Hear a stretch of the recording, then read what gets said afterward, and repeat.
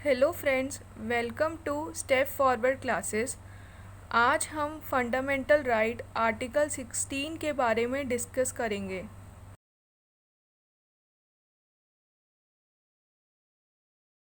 Article 16, जैसा कि आप इस स्लाइड में देख रहे हैं कि एक एक पिक्चर में एक पर्सन के पास काफ़ी पैसा है, काफ़ी रेप्यूटेड लाइफ है और वो अपनी लाइफ फुल ऑफ रिसोर्सेज के तहत अपनी लाइफ आराम से काट रहा है।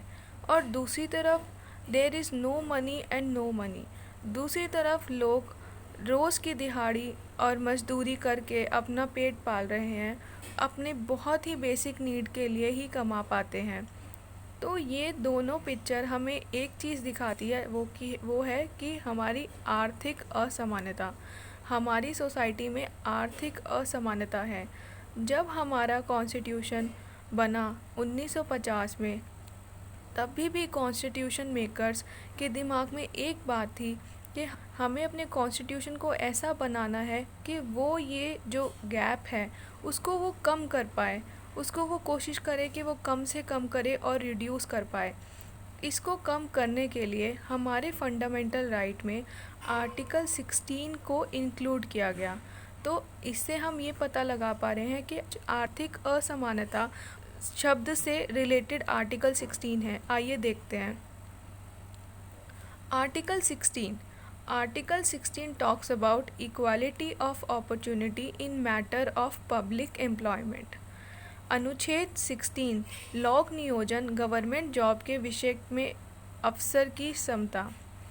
जो आर्टिकल 16 है वो एक फंडामेंटल राइट का बहुत ही इम्पॉर्टेंट पार्ट है, जो कि हमें इकोनॉमिक इन इक्वालिटी से डील करने की बात करता है।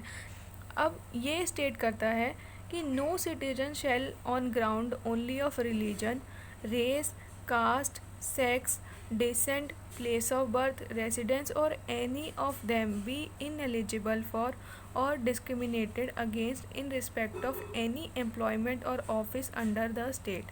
It means if स्टेट या फिर कोई सेंट्रल गवर्नमेंट में कोई भी किसी भी तरीके की एम्प्लॉयमेंट अपॉर्चुनिटी आती है, तो ऑल द सिटीज़न, चाहे वो कोई भी रिलीजन के हो, कोई भी कास्ट के हो, कहीं भी रहते हों इंडिया के अंदर, उनको किसी भी बेसिस पे डिस्क्रिमिनेट नहीं किया जा सकता।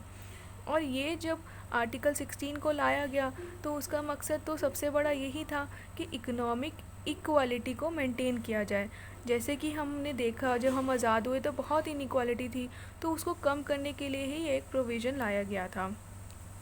अब इसमें ये देखने की एक इम्पॉर्टेंट बात समझने की है कि आर्टिकल 16 टॉक तो हमें इकोनॉमिक इक्वालिटी के बारे में बात करता है। ये बताता है कि हमें इक्वालिटी ऑफ अपॉर्चुनिटी होना चाहिए इन पब्लिक एम्प्लॉयमेंट, बट कुछ एक्सेप्शनल केस हैं। तो parliament as well as state के पास पावर है कि कोई ऐसा वर्ग जिसकी पूरी रिप्रेजेंटेशन ना हो पाई हो, तो उसके लिए सीट्स रिजर्व करना। अगर ऐसा होता है तो इसका मतलब ये नहीं है कि वो इक्वालिटी के अगेंस्ट वर्क कर रहा है। जैसे कि आप इस स्लाइड में भी देखेंगे कि स्पेशल प्रोविज़न सेंट्रल गवर्नमेंट या फिर स्टेट गवर्नमेंट बना सकती है for SC, ST, OBC, weaker section के लिए। अगर उनकी प्रॉपर रिप्रेजेंटेशन किसी भी वजह से नहीं हो पाती है, तो सरकार के पास ऑप्शन है कि वो कुछ परसेंटेज ऑफ सीट्स रिज़र्व कर सकती है। रिज़र्वेशन ऐसे ही हमने अभी रिसेंटली एक काफ़ी न्यूज़ में आर्टिकल सुना था, 124th कॉन्स्टिट्यूशनल बिल और 103rd अमेंडमेंट एक्ट। ये अमेंडमेंट एक्ट इसलिए लाया गया था ताकि जो इकोनॉमिक वीकर सेक्शन सोसाइटी है उनकी प्रॉपर रिप्रेजेंटेशन हो सके। अब जैसे आपने इस स्लाइड में देखा कि ये कॉन्स्टिट्यूशन बिल तो अलग है और अमेंडमेंट एक्ट का नंबर अलग है, इसका क्या मतलब हुआ? आइए इसको समझते हैं। सबसे पहले जो एक बिल होता है, बिल एक इनिशियल फेस होता है। जब जब भी बिल हाउस में रखा जाता है, जैसे कि चाहे वो लोअर हाउस में हो, चाहे वो अपर हाउस में हो, चाहे वो बिल एक इनिशियल फेस होता है जब हम किसी भी लोअर हाउस या फिर अपर हाउस, चाहे वो स्टेट असेंबली में हो, जब हम इनिशियली कुछ एक ड्राफ्ट को रखते हैं, एक प्रस्ताव को रखते हैं, उसको बिल कहा जाता है। लेकिन जब बिल दोनों हाउस में से पास हो जाता है, कि कभी स्पेशल मेजॉरिटी चाहिए होती है, कभी सिंपल मेजॉरिटी चाहिए होती है, जब बिल पास हो जाता है और उसको प्रेसिडेंट की रिकॉग्निशन मिल जाती है, तभी वो बिल जाके एक अपना एक्ट बन पाता है। जैसे कि आप एग्ज़ाम्पल देखिए, जो 122 कॉन्स्टिट्यूशनल बिल आया था, वो अल्टीमेटली 101st कॉन्स्टिट्यूशनल एक्ट बन गया था, जो कि जीएसटी से रिलेटेड था, काफ़ी न्यूज़ में भी था।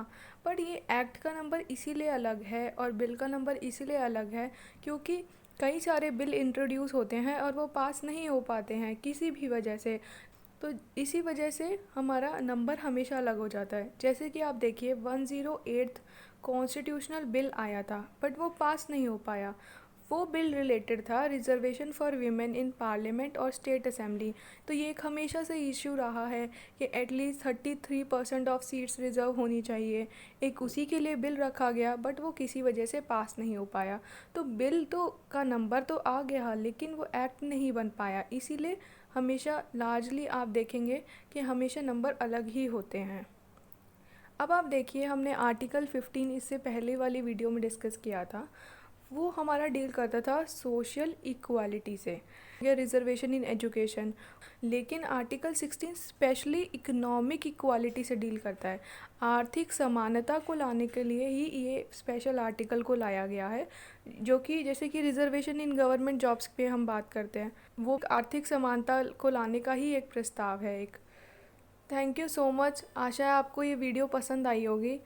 आप ऐसे ही हमारे चैनल को सब्सक्राइब कीजिए, कमेंट कीजिए और हमें ऐसे ही प्रोत्साहन देते रहिए ताकि हम और वीडियो बना के आएँ और आपको आपके साथ अपनी इन्फॉर्मेशन को बांट सकें। Thank you so much.